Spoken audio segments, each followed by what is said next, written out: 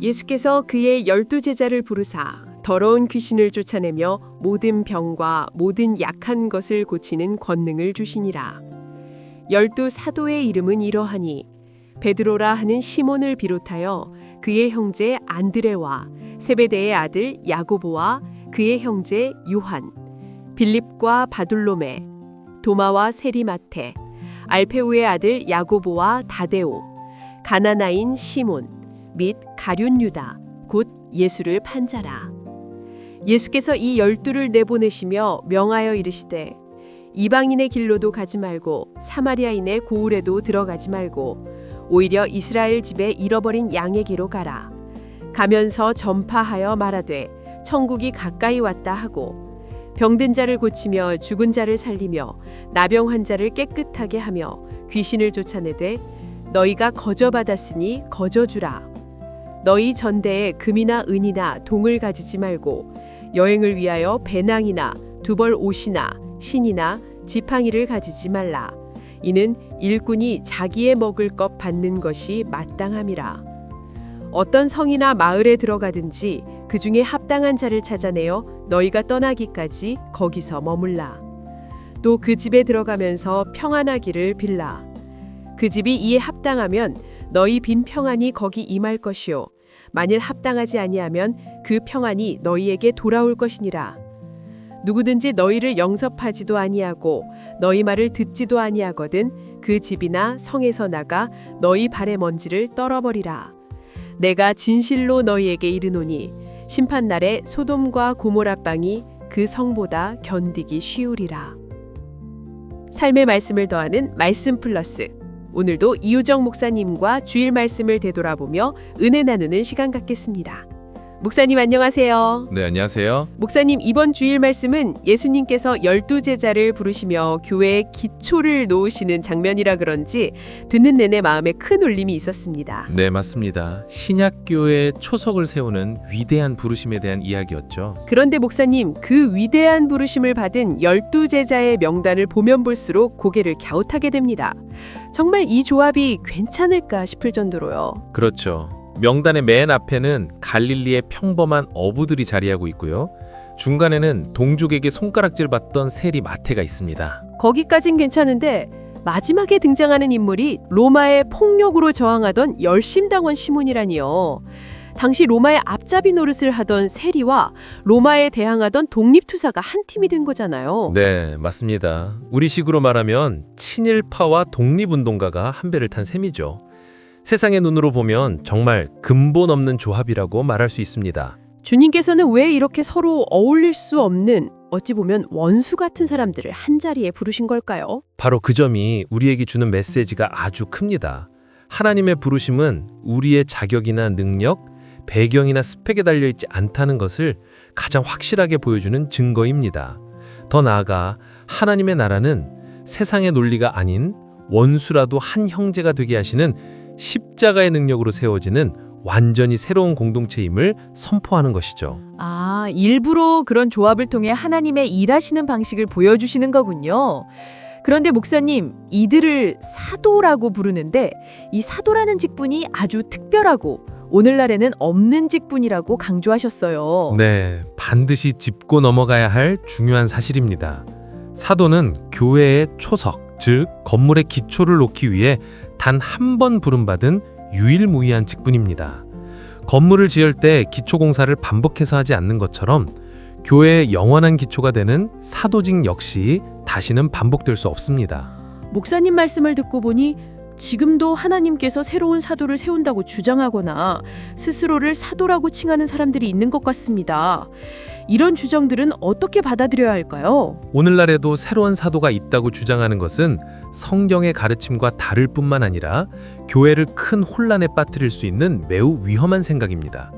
사도직의 유일성을 부정하는 것은 이미 견고하게 놓인 교회의 기초를 허물고 다시 놓으려는 것과 같습니다. 이는 성경의 최종적인 권위를 약화시키고 특정 개인에게 신적인 권위를 부여함으로써 비성경적인 가르침이나 왜곡된 신앙으로 이어질 위험이 매우 큽니다. 아, 교회의 기초인 사도직의 유일성과 역사성을 분명히 이해하는 것이 교회를 건강하게 지키는 데 정말 중요하군요. 그렇다면 사도의 직분은 끝이 나는데 2000년 전에 이 부르심이 오늘을 살아가는 우리와 무슨 상관이 있을까? 이런 질문이 자연스럽게 들더라고요. 네, 아주 좋은 질문입니다. 우리가 사도의 직분, 사도직을 물려받을 수는 없지만 그들이 받았던 사명과 정신은 오늘 우리에게 동일하게 이어진다는 사실이 중요합니다. 우리 모두는 그리스도의 제자로 부름받았기 때문입니다. 아, 직분은 끝났지만 사명은 이어진다. 그렇다면 우리가 이어받아야 할 그 사명이 구체적으로 무엇일까요? 주님께서 아주 구체적으로 말씀해 주셨습니다. 병든 자를 고치고 죽은 자를 살리고 나병 환자를 깨끗하게 하고 귀신을 쫓아내라는 것입니다. 와, 듣기만 해도 어깨가 무거워지는데요. 저 같은 평범한 성도가 감당하기에는 너무 스케일이 큰 사명 아닌가요? 우리는 오늘 우리의 삶에 이 사명을 적용해서 생각해 봐야 합니다. 병든 자를 고치는 것은 질병으로 고통받는 이들을 위해 기도하고 외로움과 우울함에 아파하는 이웃의 친구가 되어주는 것입니다.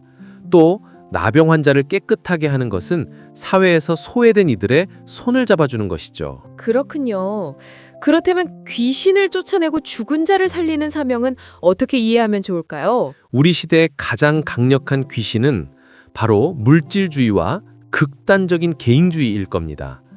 돈이면 무엇이든 할 수 있다는 생각, 나 자신의 만족과 행복이 최고라는 생각이 수많은 영혼을 사로잡고 있죠. 바로 이 거짓된 우상에 빠져 영적으로 죽어있는 사람들에게 생명이신 예수님의 복음을 전하는 것, 그것이야말로 오늘날 죽은 자를 살리는 가장 위대한 기적입니다. 아, 영적인 의미로 해석하니 사명이 훨씬 더 가깝고 분명하게 다가옵니다. 그리고 이 모든 사명을 감당할 때 가장 중요한 대원칙이 있다고 하셨죠. 바로 거저받았으니 거저주라는 말씀이요. 네, 맞습니다. 우리의 구원은 어떤 대가를 치르고 얻은 것이 아니라 전적인 하나님의 은혜의 선물이지 않습니까? 그렇기 때문에 우리의 모든 섬김과 나눔 역시 어떤 보상을 바라는 것이 아니라 오직 받은 은혜에 대한 감사와 감격의 반응이어야 한다는 것이 사도적 사명의 핵심 정신입니다. 사명과 더불어 우리가 이어받아야 할 삶의 자세에 대한 교훈도 참 인상적이었습니다. 제자들을 보내시면서 아무것도 가지지 말고 빈손으로 가라고 명령하셨잖아요.